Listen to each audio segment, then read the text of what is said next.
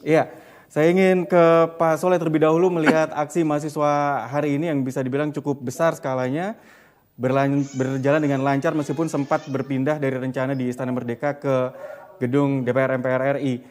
Apa komentar Anda terkait aksi hari ini, Pak Soleh? Pertama saya apresiasi gerakan ya, tidak hanya mahasiswa, yang pikiran saya sejak tadi malam itu, kita kalau baca media ini kan kelihatannya 11 April hanya mahasiswa, tapi ternyata di situ ada pelajar, juga ada emak-emak, itu menunjukkan bahwa tanggal atau hari ini tidak hanya mahasiswa yang turun, tapi berbagai elemen, ya kita boleh sebut ini sebenarnya adalah gerakan rakyat, di mana ketika mereka melihat momentum ketidaktegasan kita punya presiden atau Pak Jokowi ini terhadap situasi yang hendak mengotak-atik konstitusi kita demi melanggengkan kekuasaan. Jadi saya apresiasi bahwa ada letupan, gesekan, ada bentrok-bentrok sedikit, yaitu namanya anak muda selalu seperti itu. Menurut saya masih dalam batas kewajaran. Dibanding misalnya kalau kita setback ke gerakan tahun 98 tentu masih belum ada apa-apanya. Ya, tapi ini juga terlihat ada sebenarnya ada dua kubu dari mahasiswa di sini, ada BEM SI dan ada BEM Nusantara. Anda melihat ada perpecahankah di sana atau sebenarnya memang ini berjalan masing-masing gitu? Nah, saya tidak mau melihat ini soal faksi-faksi. Semakin kita melihat ada kotak-kotak seperti ini menunjukkan bahwa ada isu yang prinsip, ada isu yang tidak prinsip, ada yang kelompok ingin bicara tentang pelanggengan kekuasaan presiden, ada yang mengatakan, oh itu sudah selesai, presiden sudah tegas, 14 Februari 2024 adalah pemilu legislatif, jadi tidak mungkin ada penundaan. Nah, saya tidak mau itu. Yang penting ada gerakan, itu sudah sangat bagus, karena hari ini atau demo hari ini jangan hanya kita maknai bicara soal penundaan pemilu, tapi bagaimana kelangkaan minyak, bagaimana kelangkaan solar, ini yang harus dilihat. Bagaimana sebenarnya saya melihat pemerintah tidak mampu mengelola negara ini dengan baik. Misalnya soal solar, kalau memang karena subsidinya mau jebol sehingga solar itu ditahan, jangan mencari kambing hitam soal mafia. Kalau memang minyak goreng itu kelangkaannya karena mafia, kenapa sampai hari ini tidak ada yang ditangkap mafia minyak goreng itu? Kita juga misalnya jengah beberapa waktu yang lalu soal beberapa menteri terlibat bisnis PCR. Nah, ini kan sebuah snowball, bola salju yang hari ini menjadi momentum bagaimana kita jengah terhadap kekuasaan ini yang melihat bisnis itu bagian dari kehidupan mereka. Bukan bisnis itu untuk kemakmuran masyarakat, tapi bisnis untuk kekuasaan. Ini yang menurut saya momentum yang demo hari ini. Apakah aksi yang dilakukan hari ini juga akan bisa masif dan berkelanjutan jika nanti ada wacana-wacana ini muncul? Atau sebenarnya ini sudah bisa meredam wacana-wacana tersebut, Pak Soleh, yang Anda lihat sejauh ini?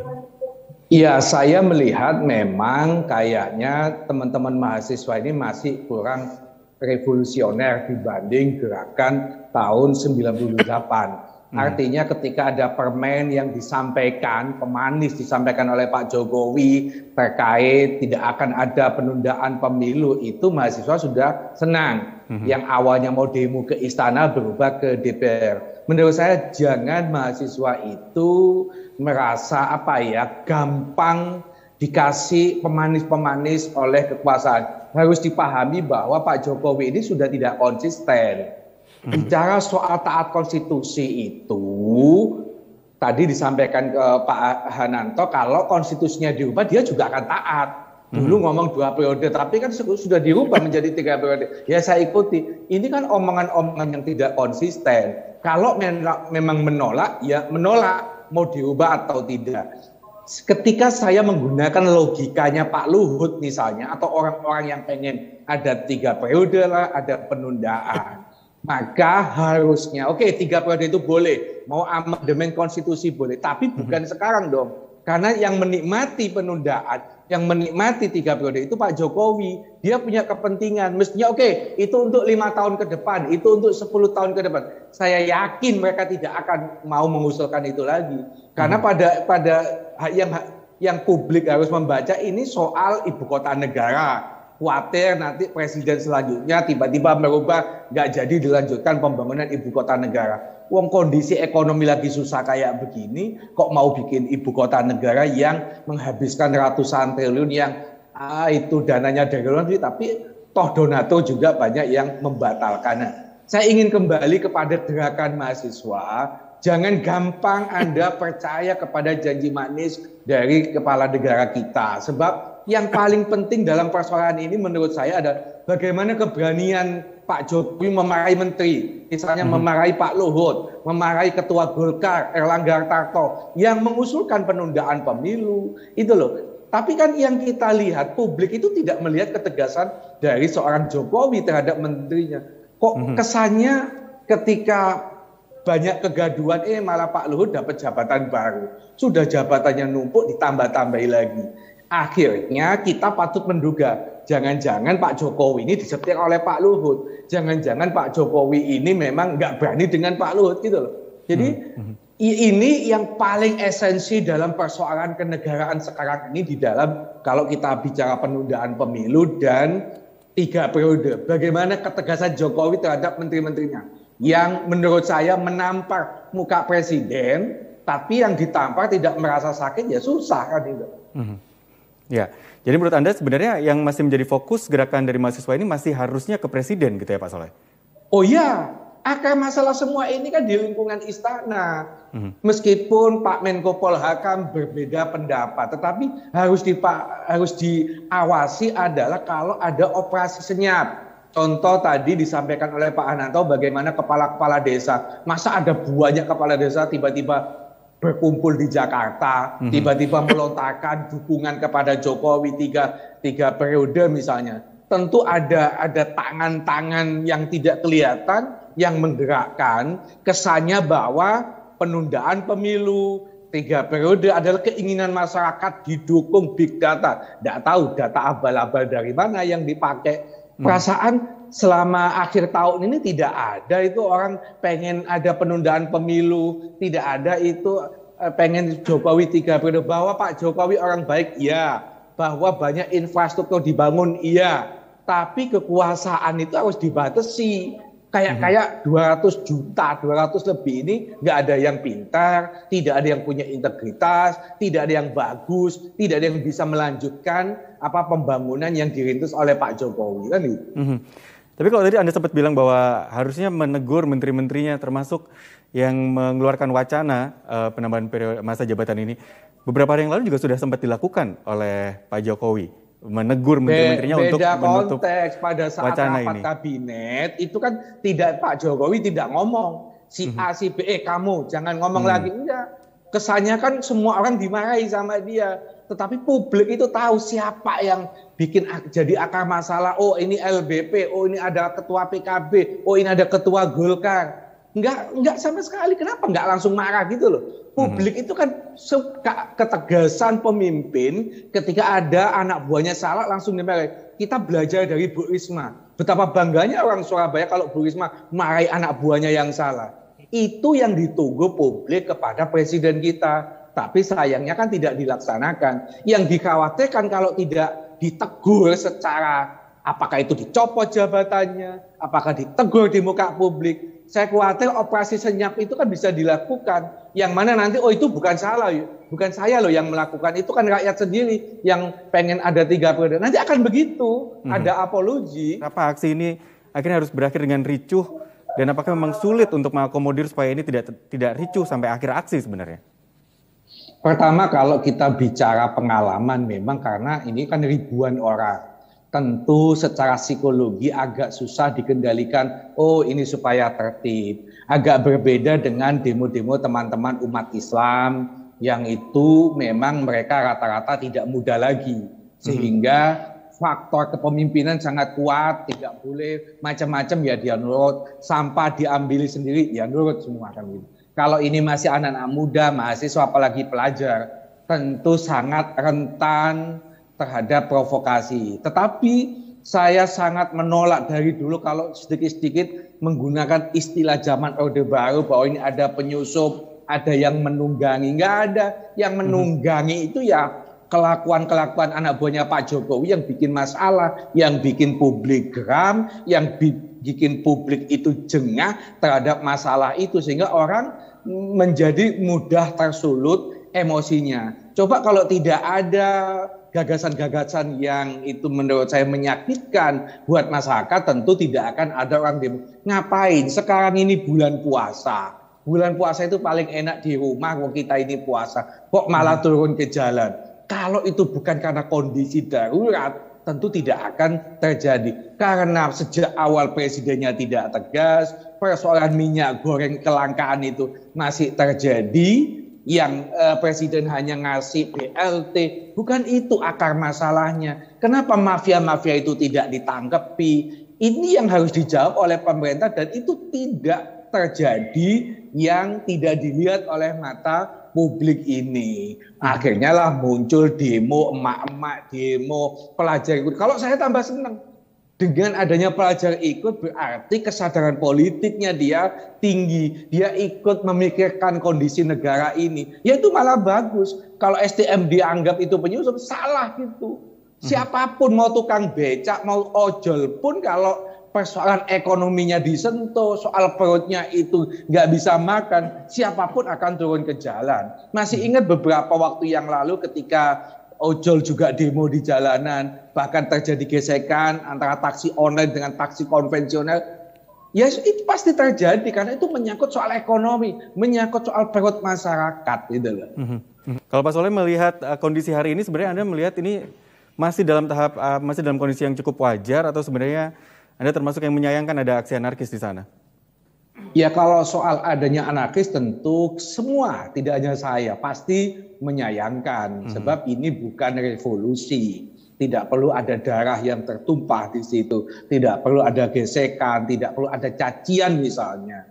Dan hari ini Kapolri turun ikut menyampaikan yang menurut saya semua bahasanya sejuk. Beberapa hari yang lalu Panglima TNI bahasanya juga sejuk. Ini berbeda sekali dulu dengan pada saat kita mau menumbangkan Orde Baru, bagaimana aparat negara, baik itu tentara, polisi, yang semua ngeblok kepada pemerintah. Tidak mencoba berempati kepada para pendemo. Kenapa sih sampai melakukan demo? Nah, berbeda dengan sekarang, sehingga demo hari ini saya melihat adalah sebuah yang masih batas kewajaran, bahwa berkaitan ada letupan tindakan anarkis itu memang patut disayangkan. Seperti tadi disampaikan oleh Pak Irwan, ya memang ya saya melihat Ade Armando ini mungkin banyak yang tidak suka ketika ketemu tersulut emosi, yang Ade Armando tidak menyadari kalau dia itu menjadi sasaran tembak ya ketidaksukaan dari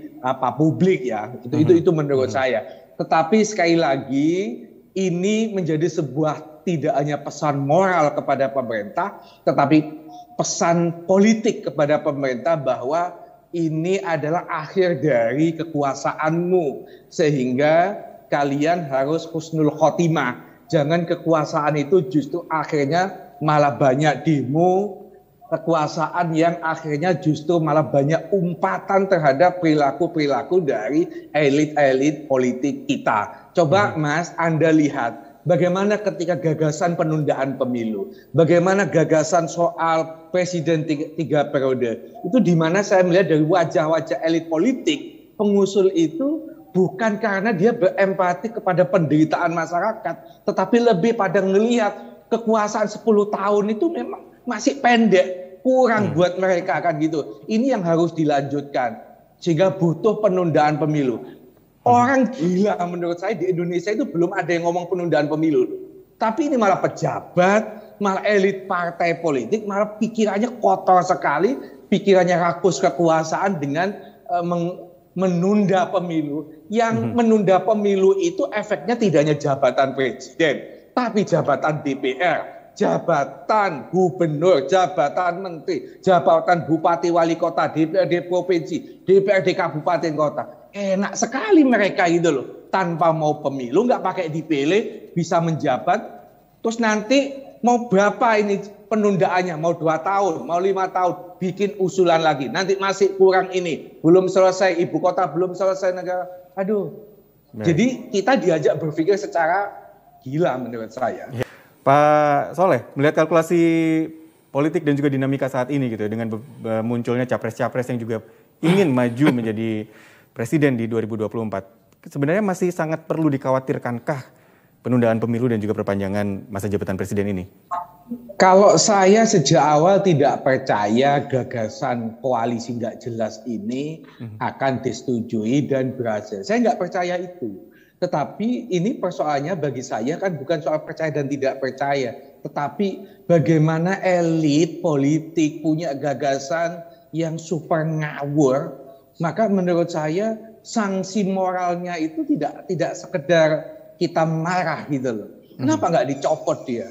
Kenapa sih LBP ini begitu mendominasi?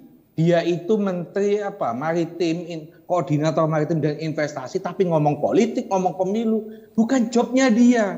Tapi kenapa presiden itu membiarkan? Katanya kemarin pada saat awal menang mau melantik para menteri, Pak Jokowi tidak ada visi menteri, yang ada visi presiden, menteri menjalankan visinya presiden.